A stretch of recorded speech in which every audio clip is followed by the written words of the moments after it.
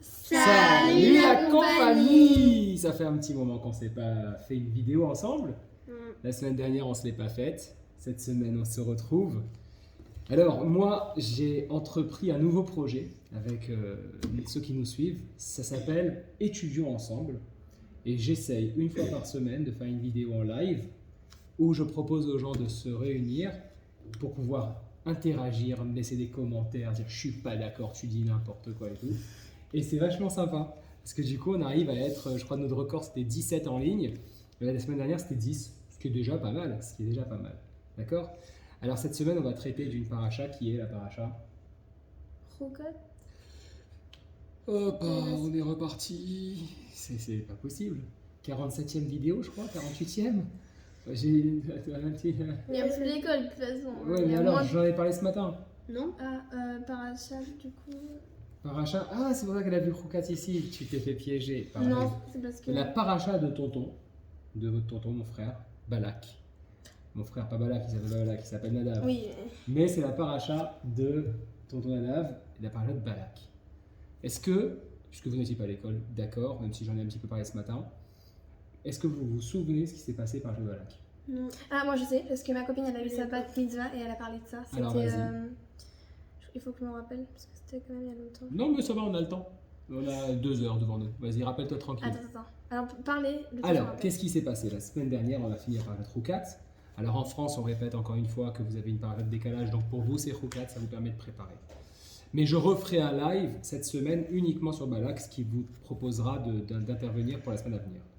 Donc, en fait, ce qui se passe, c'est que il y a un homme qui s'appelle Balak, qui est un roi, qui va appeler, qui déteste le peuple juif, qui le déteste de manière viscérale, c'est-à-dire que c'est... Ah oui, et il avait dit des glalotes, je crois. Voilà, il appelle un sorcier, un groupe de personnes. un sorcier, un prophète très puissant, la Torah nous dit, il parle avec Akadosh Baruch Hu, extrêmement fort, qui s'appelait...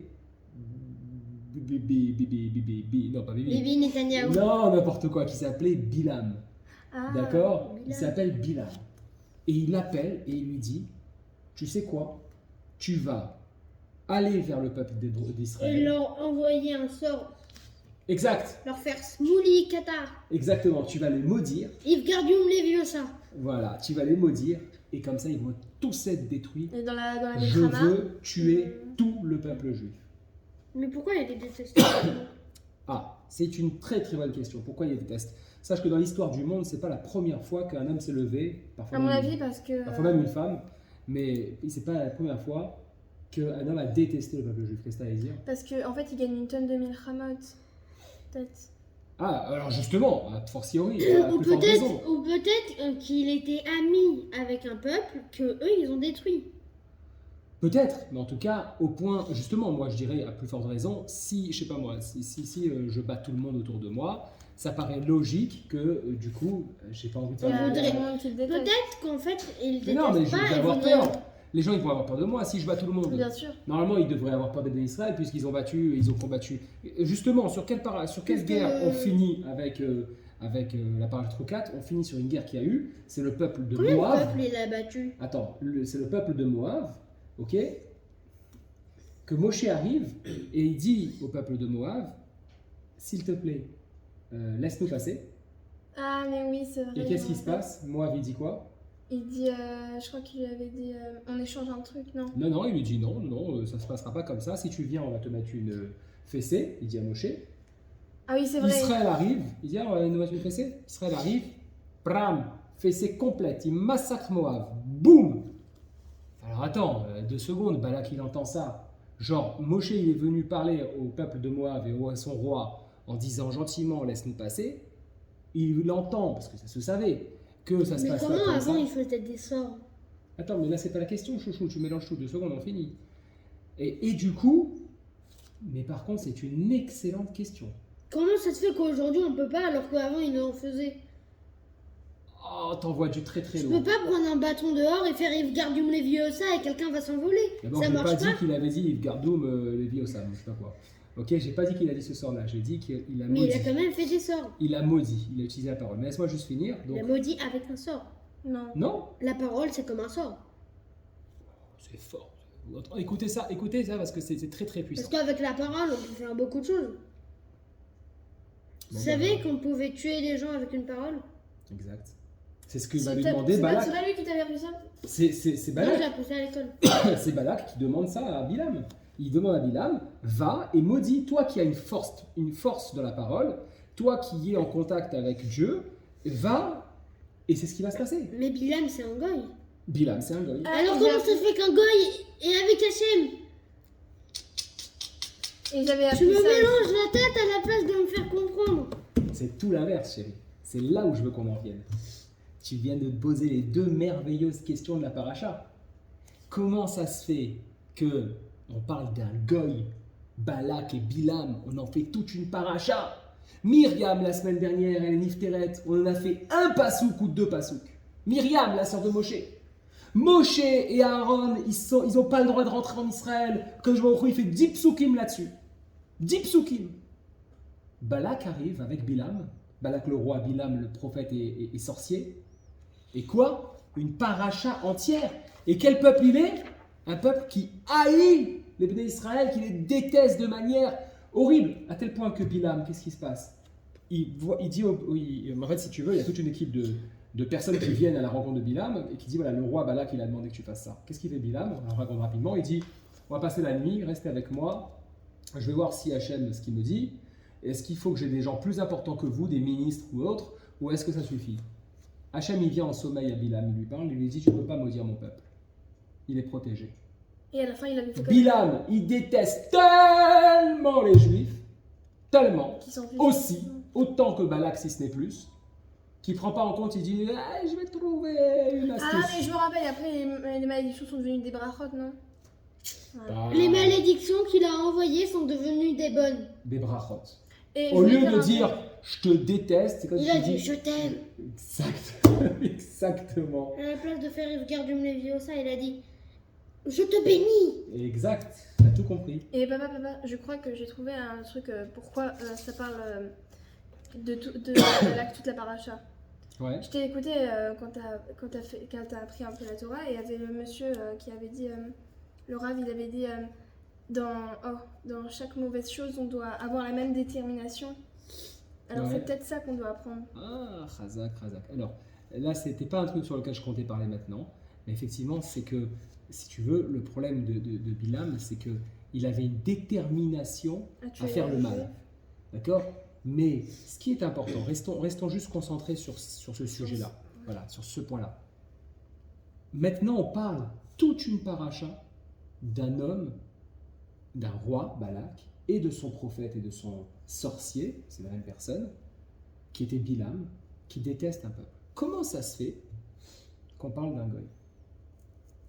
Peut-être pas. Quand je dis un goy, comment ça se fait?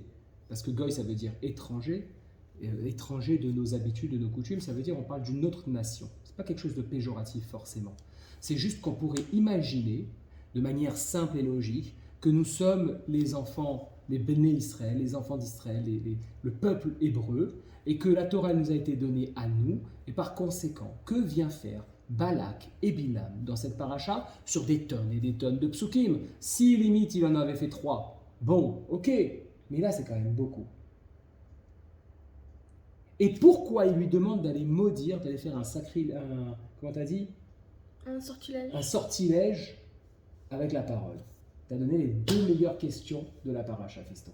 Je suis en train de réfléchir. Ah bah j'espère bien. Je réfléchis à Mais quoi- t'as la réponse? Je réfléchis à est-ce que ça se peut Ouais. que en fait c'était un goy qui détestait Béné Israël, mais peut-être que il avait la Torah et il pouvait faire des sorts parce qu'il avait confiance en Hachem. Comment ça se fait s'il n'a pas confiance en Hachem que Hachem peut venir dans son sommeil et lui parler? Exact, c'est pas mal. Pas mal. Donc il avait la Emouna. Oui. Donc peut-être que grâce à ça, il pouvait faire des sorts. Pas mal du tout. Mais en même temps, je me dis que Hachem, il ne laisserait pas quelqu'un faire ça à son peuple. Ah, mais il a tout dit. Le gars, il a tout dit. Bon, on peut... Allez, finis la vidéo. Bah bye oui, bye. on peut conclure. Je suis très sérieux. On peut conclure. Ça fait 9 minutes, on peut conclure. On conclut? Mais non. Bah alors je propose autre chose. Attends, j'ai rien encore proposé parce que c'est genre waouh, mais. Non, en conclu, ça veut dire que je répète les éléments pour donner la réponse et la vidéo est finie. Bah, Parce qu'il faut savoir, les amis, que moi, mes enfants, ils veulent pas de vidéo de 5 minutes, ça les intéresse pas. Quand on est à 9 minutes, parce qu'on voit le petit compteur au-dessus qui tourne, là on est à 10 minutes 09, ils me disent, ouais, non, mais on va pas s'arrêter déjà. Eux, ils veulent continuer. Certains nous disent, elles sont un peu longues vos vidéos. on donc fait 15 minutes. un truc Minimum. comme ça, 10 minutes. c'est Voilà. trop peu. Alors, Au pire, on conclut et on rajoute. d'accord. on Alors, rajoute je sais là pas, et viens, après- on conclut pour ceux qui voudraient entendre. Je peux dire un petit truc. Effectivement, ouais. Je me dis que. En fait, je me pose la question pourquoi. Non, mais ils s'entendent pas. Non, attends. Je me pose la question pourquoi Balak a demandé à un sorcier alors qu'il pouvait le faire lui-même. Comment il aurait fait? Il n'aurait pas demandé à son peuple on prend des épées, on prend je ne sais pas quoi et on y va se bagarrer. Razak. Pourquoi Premièrement, c'est sûr, il aurait été plus fort. Ils sont beaucoup. Ah, Alors moi, que je lui, sais c'est un pourquoi. seul sorcier. Razak, c'est une Parce question. il va partir les troubler. Ça, c'est une question que la Chassidut, Mais la alors Kabbalah, elle pose. Il va les une troubler. très, très belle Et question. premièrement, ok, va un sorcier, mais rajoute-les des gens. À quoi ça sert d'y aller un contre centaines de milliards? Non, d'abord. D'accord. C'est ok. comme un contre 100. Razak, non, c'est très juste, c'est très juste. Alors, c'est bon. On a 3 questions. On va d'abord commencer par répondre à cette question. La question que tu poses là n'était pas du tout prévue à la vidéo, mais elle est tellement belle que je réponds. Et tu écoutes bien. La réponse, c'est que justement, Balak, il a vu qu'est-ce que les Israélites ont fait avec Moab. Qu'est-ce qu'ils ont fait avec Og Melech HaBashan? Qu'est-ce qu'ils ont fait avec, je regarde un peu rapidement les cartes, avec Bashan? Qu'est-ce qu'ils ont fait avec les différents peuples qui étaient autour? Avec les Égyptiens! Les Égyptiens, c'est les États-Unis d'aujourd'hui, un peuple extrêmement puissant. Balak, il n'était pas bête. Et ils l'ont balayé. Balak, il n'était pas bête, il a compris, il a analysé les choses, il a envoyé des espions, il a envoyé des enquêteurs, il a compris que par les armes, On va pas y arriver. il n'allait pas y arriver. Il avait compris qu'à Kadosh Baruch Hu, il y avait un problème. Il s'est dit, tiens, pour y arriver, il faut que j'utilise les mêmes méthodes qu'eux. Qu'est-ce qu'il fait à Moshe à chaque fois? Il attend la parole d'Hachem et il fait. Qu'est-ce qu'il dit à Hachem, à Moshe? Va parler au rocher. Il a compris qu'il y avait quelque chose qui se passait dans le discours, dans la parole. Il s'est dit, vu que j'ai pas beaucoup de chance, parce qu'il y a au moins 5 peuples que les Bnei Israël, ils ont mis leur race, si j'y vais avec les armes, il On va va se passer pas. la même chose. Donc je vais changer de manière. Et puis, supposons, j'envoie une personne qui vient avec son âme. Il se met au-dessus de la montagne, il dit, vous n'êtes pas jolis, vous allez tous mourir. Et ça se passe pas. Bon, bah, Il qu'est-ce a qu'il- perdu une personne. il a- même pas. Non, mais même pas. La personne elle Le recule, mec, il revient. elle s'en va. Bon, il comprend qu'il est dans la zut. Mais si par contre ça marche, c'est pas cher payé. D'accord? Donc voilà pourquoi il a choisi Bilal. Et Mais Bilal, ça n'a pas marché. attends, pas tout à fait. Ça a marché. Un tout petit peu. Ça a marché énormément, puisque au lieu de dire des malédictions, il a donné des brachot qui ont été exécutées. Ça veut dire que s'il avait donné des malédictions, ça aurait marché aussi. Ouais. Donc on voit bien que la force de la parole de Bilam elle marche. Deuxième question que tu as posée, tu as dit mais pourquoi c'était un goy, tu as dit mais pourquoi c'est une personne d'une autre nation et pourquoi pas touche une paracha sur l'Ibn Israël et pas sur quelqu'un d'autre. Kadosh Baruch Hu, on apprend de là. Il n'est pas réservé au Ibn Israël. Nous, on doit donner l'exemple, mais on n'est pas les préférés. Attends, parle pas de préféré ou quoi que ce soit. Attendons ce sujet. Il est trop lourd pour envoyer comme ça. Ça n'existe pas, préféré Hachem, ils nous aiment tous. Quel est mon préféré? Shai ou Elena? Bon, ouais. Oui, c'est vrai. Tu l'as la suite. Comment on fait? C'est qui mon préféré? Shai ou Elena? Bah, Nous pas deux. du tout, on n'a pas de préféré. Triangle du C'est parce que bonheur. c'est l'amour différent. Exactement. C'est des amours différents. Akadosh Baruch Hu, il aurait aimé au moment juste avant le Sinaï qui passe devant tous les peuples et qui dit qu'il veut ma Torah et que tout le monde dise oui et qu'ils se disent bon je suis dans la suite, tout le monde la veut. Ça s'est pas passé comme ça, c'est une chose. Les peuples ils ont pas dit ouais garde ta Torah bidon. Chacun a trouvé des excuses, ils ont dit Akadosh Baruch Hu tu comprends, c'est marqué de pas voler, c'est compliqué C'est pas pour qu'on nous. veut pas, mais on C'est peut voilà. pas et tout. Akadosh Baruch Hu, il aime toutes les nations. Toutes les nations il les aime. Maintenant il a choisi un peuple. Attends, je finis. Il a laissé un peuple qui va donner l'exemple pour expliquer comment on fait le mieux possible. Si toi tu sais un petit peu cuisiner et que je te donne de la farine, de l'eau, de la levure et du sucre et de l'huile et du sel, je te dis fais des chalotes, que je te donne pas les mesures, peut-être la première fois tu vas rater, deuxième fois tu vas rater, tu vas faire des pains qui sont bizarres, tu vas recommencer, au final tu vas trouver. Akadosh Baruch Hu, il a donné un papier et il a dit au Bnei Israël, voilà la recette, 500 grammes de farine, un verre d'eau tiède, un demi-œuf ou un œuf, 20 grammes de levure, etc. tac, vous faites un puits, vous mettez au milieu, vous mélangez pas le sel avec la levure, tac, tac, tac, et ça fait la meilleure pâte.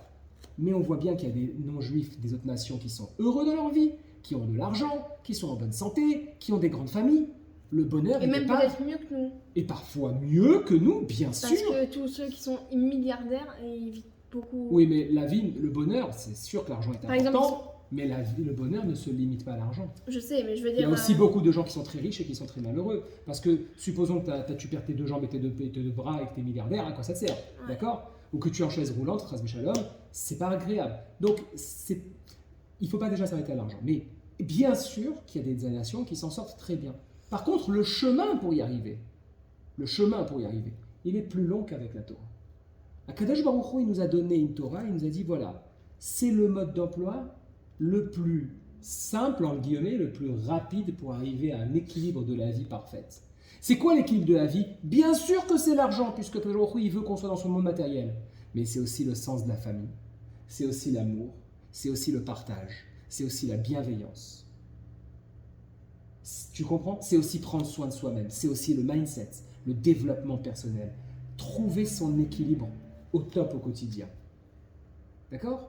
Et à partir de ce moment-là, nous, on est censé prendre le temps de lire le livre de la Torah, le comprendre et l'expliquer aux autres pour leur donner ce chemin et le mettre à tout le monde. Qu'est-ce qui est marqué dans les temps messianiques?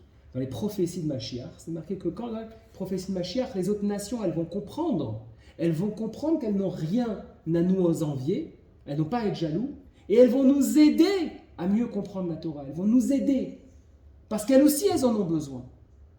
Donc quand Akadosh Baruch Hu, il met Balak en paracha, c'est pas un problème, c'est aussi son fils, c'est aussi une de ses créatures, c'est aussi une de ses créations. Quand on demandait au Rabbi si on devait haïr les autres peuples, il disait on devait avoir pitié. Pitié de quoi? Qu'ils n'aient pas compris qu'on n'est pas là pour leur faire du mal.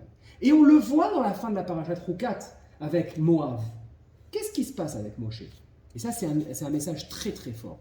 C'est que ici, on nous exprime comment être au quotidien. Comment être au quotidien dans nos actions personnelles, mais aussi dans nos actions de peuple hébreu. C'est-à-dire quoi? Moshe arrive et il dit on voudrait passer, s'il te plaît, on ne fera rien, et si quelqu'un boit un verre d'eau, on te le payera. Mangera un raisin, on te le payera. Et Moab refuse. Quand il refuse, c'est marqué Vayakeu Israël les filles Haref. Israël, bam, il l'a frappé, il l'a défoncé. Nous, on voulait venir en paix, mais toi, tu t'opposes à nous. Tu nous t'opposes, ça veut dire quoi à nous?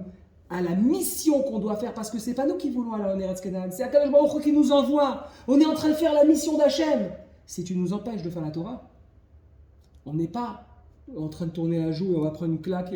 Bon, bah, ils vont faire un détour de 500 milliards de kilomètres. Pas du tout. Akadosh Baruch Hu, il a dit Yachar, on va droit, bam, on y va. Il n'y a pas de petit, on va avec force. Ça, c'est le message que la paracha elle nous donne. Qu'est-ce qui se passe sur Balak? Elle continue ce message-là. Mais cette fois-ci, Akadosh Baruch Hu, il parle aux nations. Entre autres, évidemment, il parle toujours d'Israël, mais il parle aussi aux nations. Qu'est-ce qu'il leur dit? Vous avez compris à Roukat, à la fin de Roukat, les derniers psukim, que mon peuple, il a une mission, il doit le faire, vous devez les aider, et il doit y arriver. Mais vous, n'allez pas penser que vous pouvez détruire Israël. Parce que Balak, il voulait détruire tout Israël, tout le peuple. Il voulait faire disparaître de l'histoire Israël. Et il y a un Mefaresh qui dit, Akadosh Baruch Hu, il dit à Bilam, il dit, dis-moi, t'es qui toi? Tu veux maudire? T'es rigolo. Tu sais qui c'est qui a déjà essayé de tuer mon peuple? Avec mon autorisation? Qui a essayé de tuer Israël avant même qu'il naisse avec l'autorisation d'Hachem? On va voir s'il est fort. Ça commence par A. Pas Hachem, mais Avraham. Ben oui, parce qu'Avraham, Akadosh Baruch Hu lui dit, prends ton fils Yitzhak et va le sacrifier. Mais est-ce que ça s'est passé au final? Non. Bien sûr que non. Akadosh Baruch Hu, il dit à Bilam, il lui dit, regarde, qui tu es toi? Tu n'as pas l'autorisation de faire du mal à mon peuple. Et si moi je dis que tu n'as pas l'autorisation, tu n'y arriveras pas. Là, on a un message, Balak, pour toutes les nations. N'allez pas croire que même si mon peuple y faute, même si mon peuple ne comprend pas le message qu'il doit faire Torah Mitzvot, clairement aboutir à sa mission, et être dur, et être fort, et être vraiment comme une barre de fer à ce niveau-là pour y arriver, de métal dur, sans rien laisser passer, ne crois pas que toi tu peux te permettre de l'exterminer. Parce que tu n'y arriveras pas. Je ne te donne pas l'autorisation. Il y en a un, je lui ai donné l'autorisation, Mais il a pas réussi. il n'a pas pu le faire parce que ce n'est pas dans mon projet. Et donc toi ne vas pas penser que tu peux le faire. D'accord? Donc ça c'est les messages. Et là, on finit de conclure. Ça, c'est les messages qu'Akadosh Baruch Hu nous apporte dans Balak.